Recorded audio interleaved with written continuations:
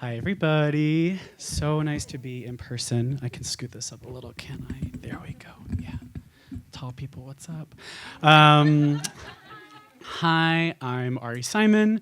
I have a community engagement and facilitation and coaching practice called Inner and Outer Engagement. I also am a grief counselor, and I want to talk about grief and our relationship to grief and why, and even more notably, where we avoid welcoming grief. How does that sound? Does that sound fun? Okay, I'm so glad there's some enthusiasm because often this is a very uncomfortable topic for people. You can go ahead. Because it's even still now pretty taboo, right? Even with all we've been through. And I've been noticing for years in my community engagement and facilitation work that there is so much collective loss that is underlying the work we do. Then there's all the individual losses we've faced, major losses in the last few years, the kind of just normal everyday losses that happen. There's the injustice of how people are experiencing way more loss than other people. And the good news of that is that there is this somatic and psychological process for coping with loss, for reconnecting with ourselves and others, and for restoring and moving forward in a resilient, healthy way. It's called grieving. Yay, grief. So let's just grieve, right? But what I've found in having a lot of conversations is when I ask people, what's the resistance to grieving? Or more notably, where in your life do you just feel like grief is not welcome? There's one answer I get every single time, and that's in the workplace. So I trained as a grief counselor and started developing this program called Grief at Work. So Grief at Work is a staff training program for companies, organizations, and teams to really learn skills and develop a sense of how to hold space for each other and normalize grief and loss in the workplace.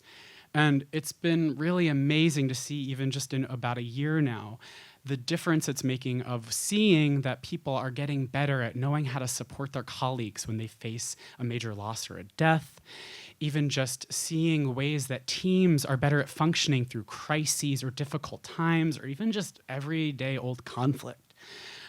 It's also really about visibilizing the fact that for so many of us, the work that we do has so much loss that we're holding for others or is underlying it all the time. I mean, I'm looking at the climate practitioners, shout out to Simon since you shouted out me, of the environmental justice work.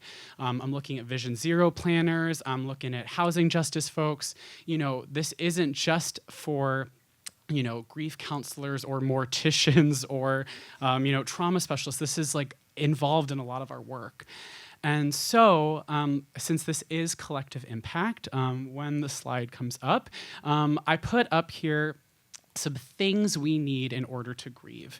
And what I want is you can take a picture, because it will come up in a sec, or just jot them down. And I want to challenge us to really think about the ways in which we can take leadership in directly and indirectly creating more space and resources for these kinds of things to be possible in the context of our working lives or in the context of supporting colleagues in this way who really need it most. So on that note, to close, I just want to invite anyone who's interested in learning more. I'm going to be doing an open to the public version of this work at the beginning of next month.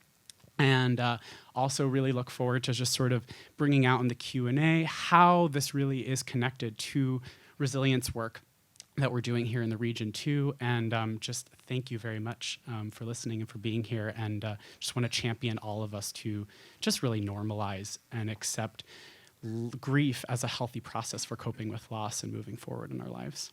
Thanks, everybody.